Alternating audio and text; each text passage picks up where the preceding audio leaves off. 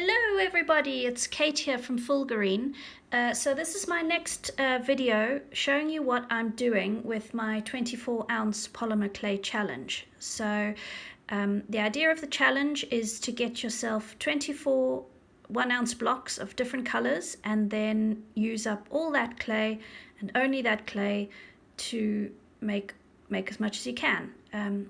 If you want to join in with the challenge and you can't get yourself an official sample pack, or you've got a few colors but not 24, you can mix up your own colors at the start. I did it myself. So here are the 24 colors I started with. In this video I'm going to show you how I made a kaleidoscope cane and then basically tell you all the things I did wrong, because to be honest I was very rusty, and there's a lot of other videos that explain making kaleidoscope canes a lot better than I can. So anyway, I hope you enjoy watching, and I hope you are inspired to join in with the challenge yourself.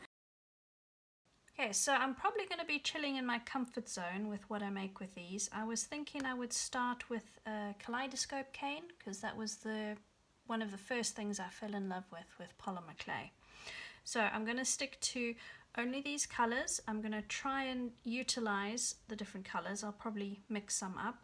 I think the first thing is to put most of these aside and choose some colors that I'm going to make a kaleidoscope with.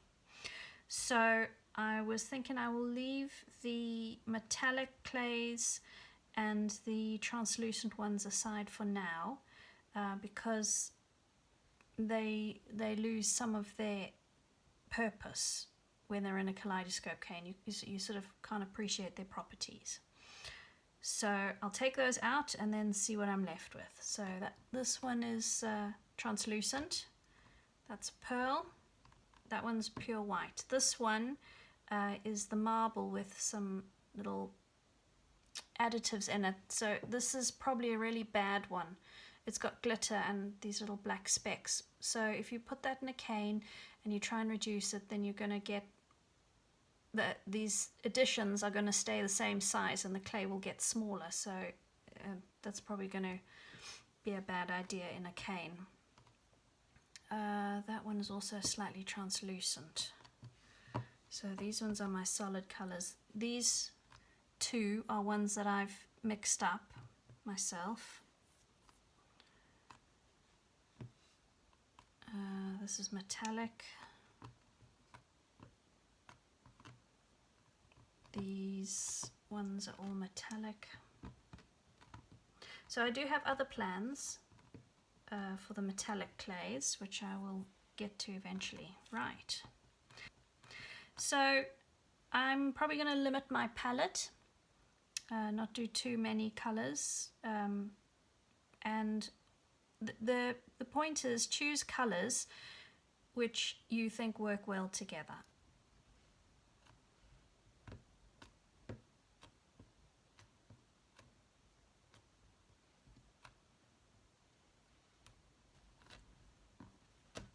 Right, I think these are the colors I'm going to start with for the cane. I've chosen colors with a range of values. So the white is quite light, and then this one's quite dark, and then these are sort of, that one's fairly light. They're kind of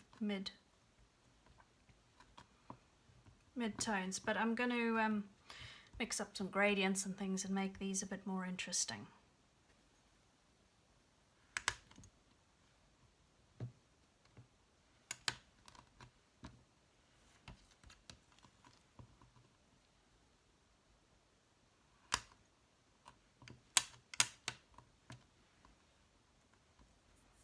So I'm going to do a bit of a Skinner blend with this. Now, a lot of people are very sort of scientific with this and measure triangles and things.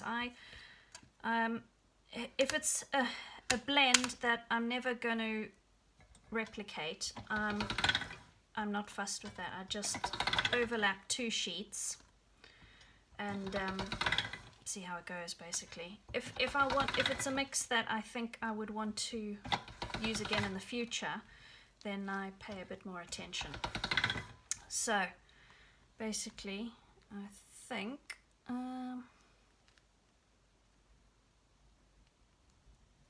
Do you see there the colours are just overlapping a bit?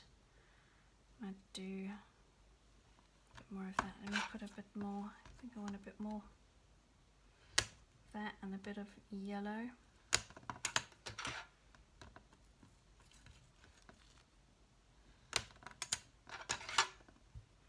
So what I'm going to do is make a few canes, just very basic caning techniques, and then I will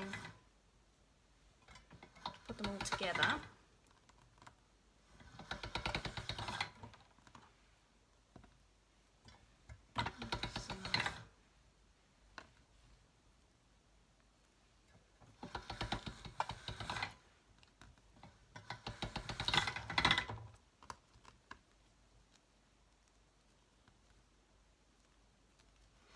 Right, so basically it's a bit of a mess, but we put it through the pasta machine. Remember, if you're doing a blend, keep the same colours on the side, fold it, put it fold first through the pasta machine.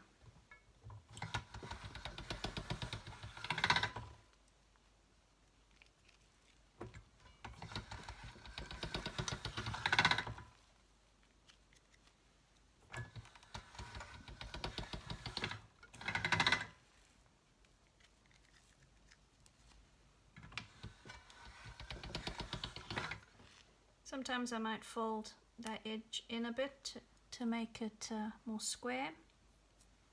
So it's nicely smooth now, so I'm just going to put it through the pasta machine a few more times to make it a little bit thinner. I might just do it once more.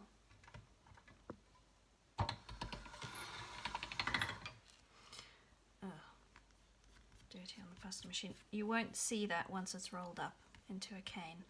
I'm going to cut this in half so that I can make two different canes, one rolling that way and the other rolling the other way.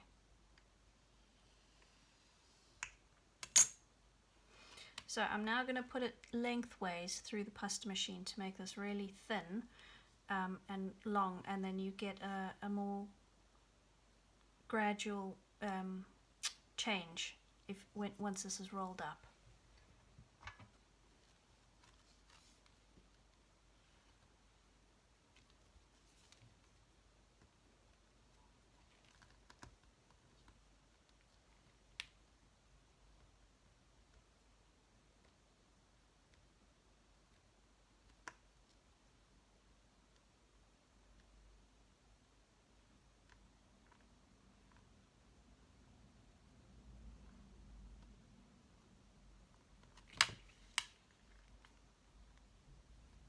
So I'm trying to keep that edge straight. This edge will be a bit wobbly, but I'll just trim that off.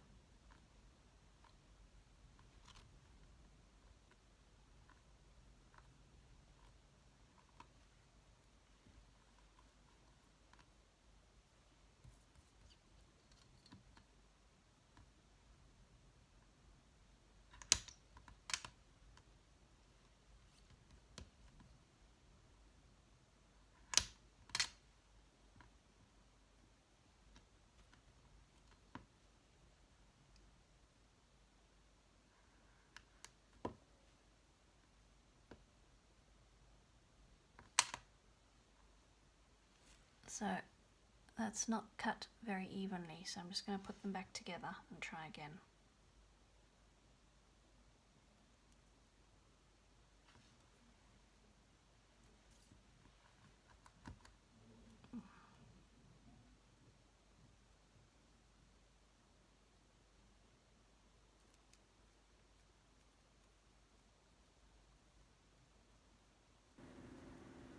So for the next bit, I'm going to speed through what I did.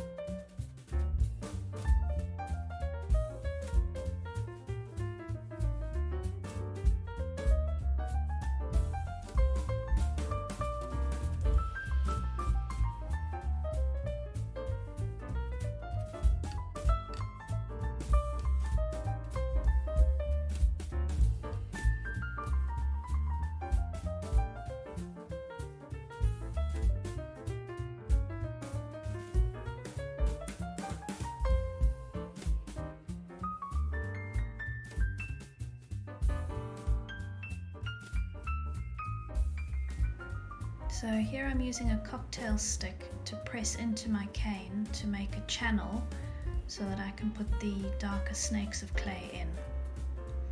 So when you're building a cane, it's important that you don't leave any vacant spaces between your canes, because when you come to reduce it, it's all going to squish together and any spaces are going to get filled.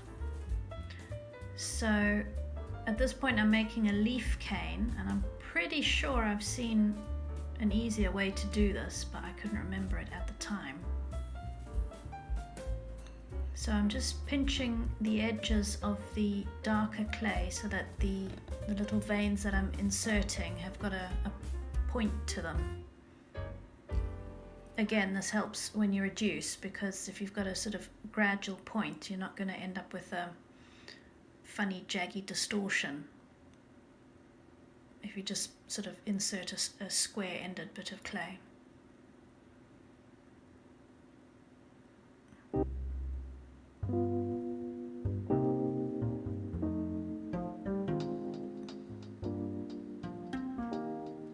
And I'm just making sure that the veins that I'm putting in don't go all the way to the edge of the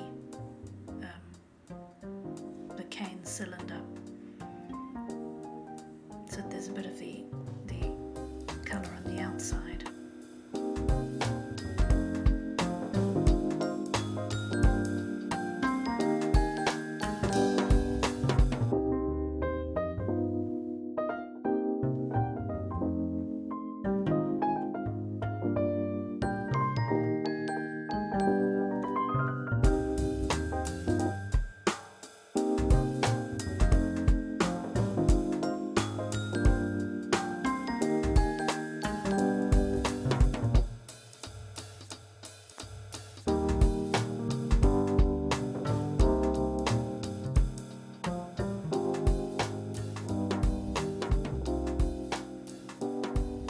So I'm just cutting this cane in half so that I can keep one half different size to the other, and I'm starting to reduce the one half. Now what I forgot to do here was put a registration line. So to put a registration line on the outside of your cane, you roll a very thin snake of a contrasting colour, and then you just lay it on the outside of the cane at the points that you want to keep track of. So in this instance I should have done it at the top and bottom of the main leaf vein, and then once you've reduced the cane, that little stripe becomes so tiny that you can't see it when you use the cane.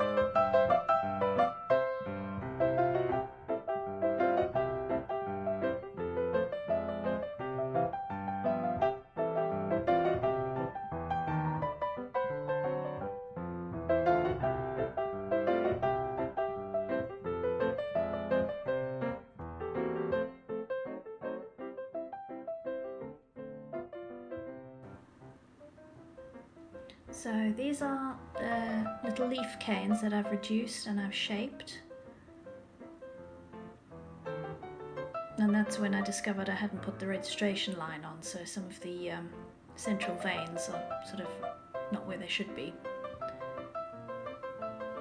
So again, I'm back to packing. It's a really important step, especially if you're trying to get a particular picture out of your cane. If you just want sort of abstract colours, like a sort of swirly cane, then it's not such a big deal. But if you're trying to show something specific, you need to spend a lot of time making sure you're getting this step right.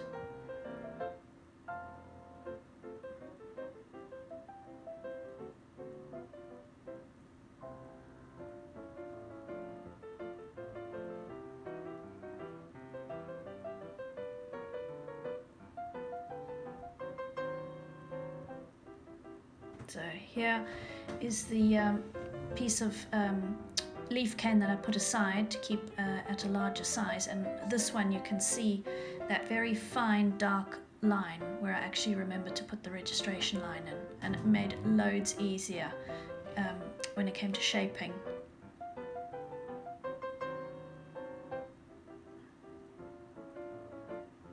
You see there, I've got the central vein in line with the shape.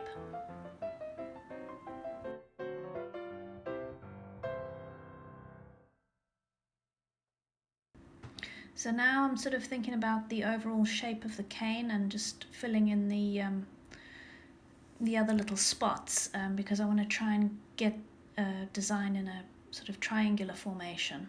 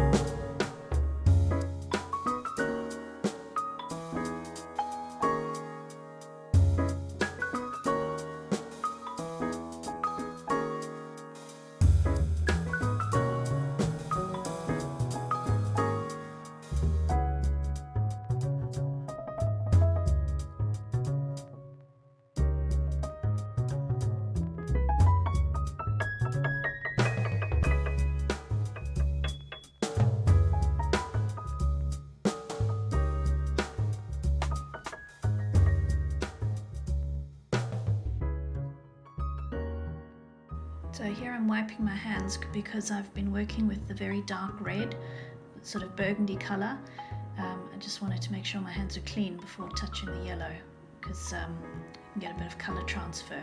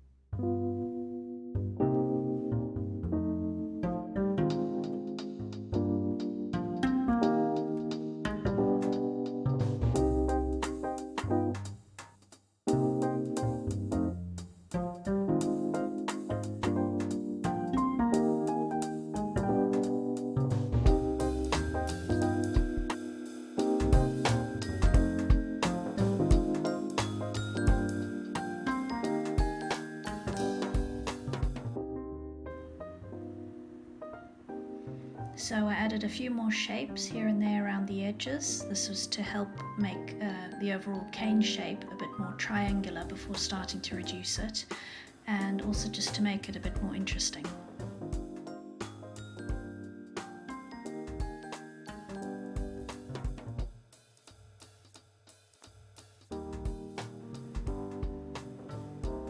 So at this point I'm starting to reduce the cane.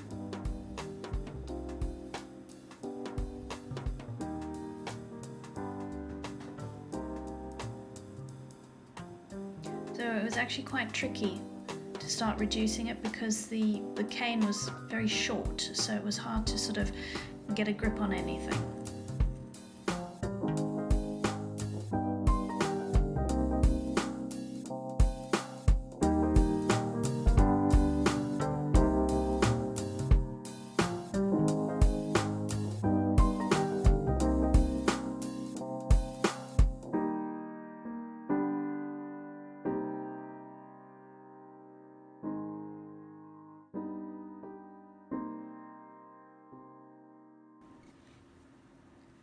So here's the later stage of cane reduction. So you can see I'm flipping the cane to try and keep the triangular shape, and then I give it a little wiggle and a slight pull.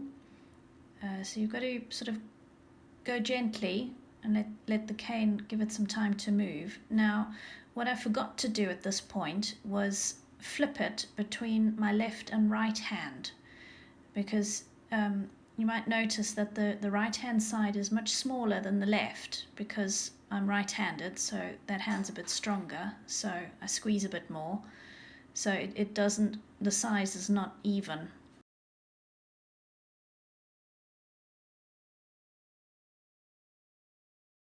So I've finished reducing this. I can tell there's quite a lot of waste on the edges because I had to build the cane a bit shorter than I wanted. So because I've used this dark burgundy colour, the colour was on my fingers, so it's put a bit of colour on the yellow. So I mean, if that happens, you can just wipe it with a little baby wipe, just to clean that up a little bit, but I mean, you wouldn't really see it once these pieces are joined up. It's just if you were going to do you know, slices with exposed edges.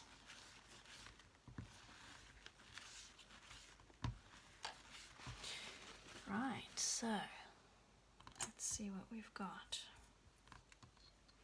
I'm going to cut off the edges first, and then cut it in half.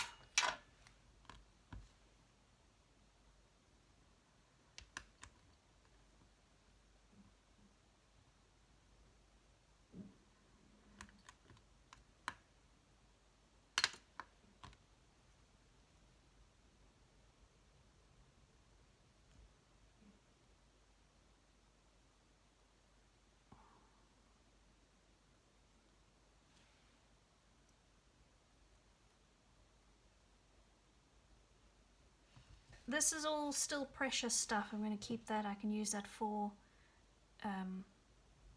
inner cores, or there's other cool cane techniques you can use to use up those scraps.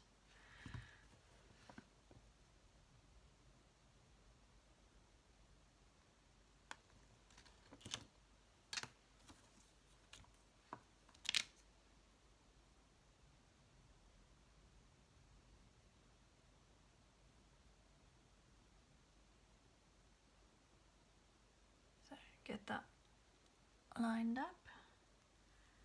Let's see if we can line up the other edge as well.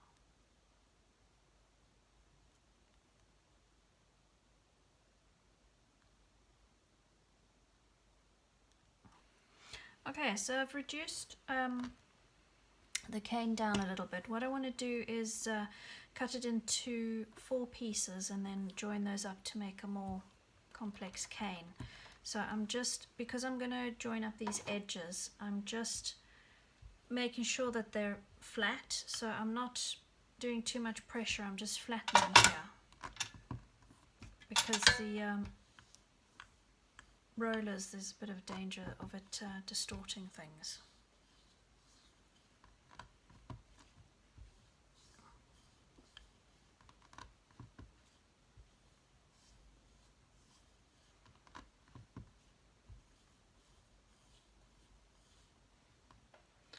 Okay, so I'm just going to cut off the ends so that I get a clean slice, and then I'll be able to measure 1/4.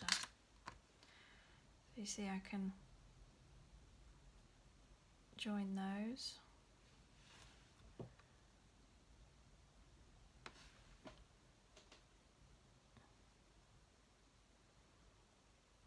So there's only going to be 2 variations here.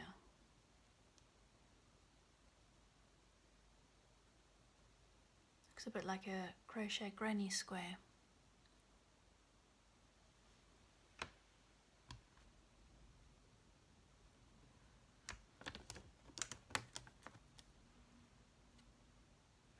Oops, counted that pretty wrong.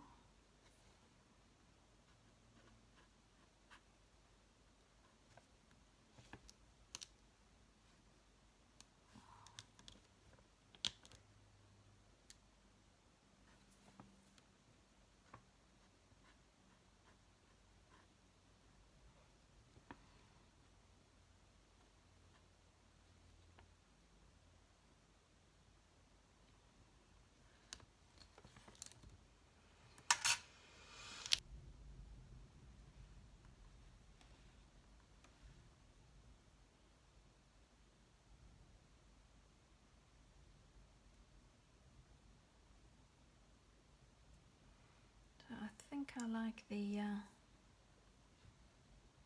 big shape in the middle.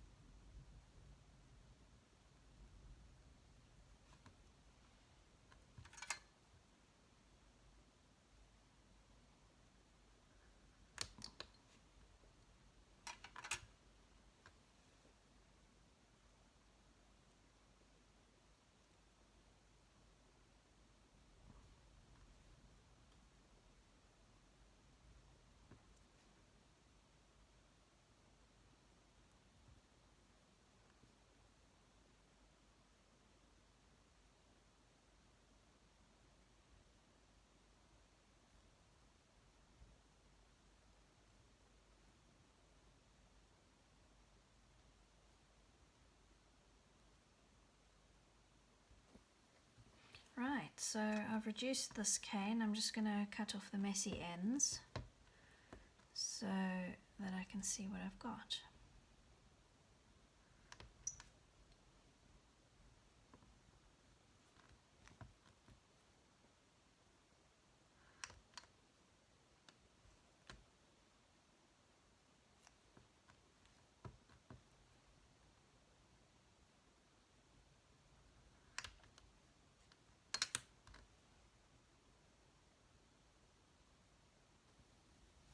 Hi guys, so now that I've reduced my cane, I've got a bunch of Hindsight to share with you guys.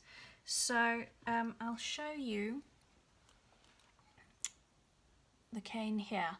So this is the final reduced one, and I think I actually prefer this larger one because you can see more of the details. So ordinarily, if I wasn't restricted by the sample size of the packs, I would have built my cane bigger, because every time you reduce it, you lose a chunk. So because it was so small to begin with, I've lost quite a large percentage of workable cane. So I don't hate it, but it's not my favorite kaleidoscope cane that I've made. So I will still use the cane, but I'm sort of feeling a bit disappointed because I know the detail that's been lost in the cane, but I think somebody who hadn't seen the cane progress, that would still be quite an attractive little cane. What I was explaining badly is that when you've got a bigger cane to start with, it's a good idea to cut off the stages as you go. So if I'd had more cane, I would have cut the cane in half at this point, and then carried on and joined up the 4 bits and made it smaller to make the other cane. So that's another of the reasons why it's a good idea to make a bigger cane to start with, because let me just get one of these.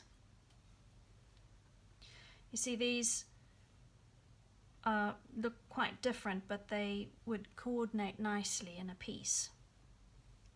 Anyway, so the other thing which I've noticed now that I've been slicing these canes, which is something I used to know but I forgot, is that sometimes the yellow clay can actually be slightly transparent, and it's a good idea to always mix your yellows with a small percentage of white to make it more opaque. So what I'm going to do is cut off a chunk of this white and just stick it with that yellow, just as a reminder that I need to mix the two. So this yellow was one of the sample packs that I got in a goodie bag, so I don't even know what brand of clay that was. So yeah, that was my bad. So after baking the polymer clay, you can see the sort of transparent effect of the yellow, and I actually think it worked very well. I think it adds a bit of interesting depth, and the sort of pink veins in the flower petals really pops. The difference adding some white would have meant is that I would have got sort of more orangey tones, because the kind of the yellow would have had more strength when mixing with the red. So thanks for watching. I hope you enjoyed the video. In my next video I'm planning to show you how I actually used the kaleidoscope cane slices to make into beads. So that's it for today. Bye for now. Bye.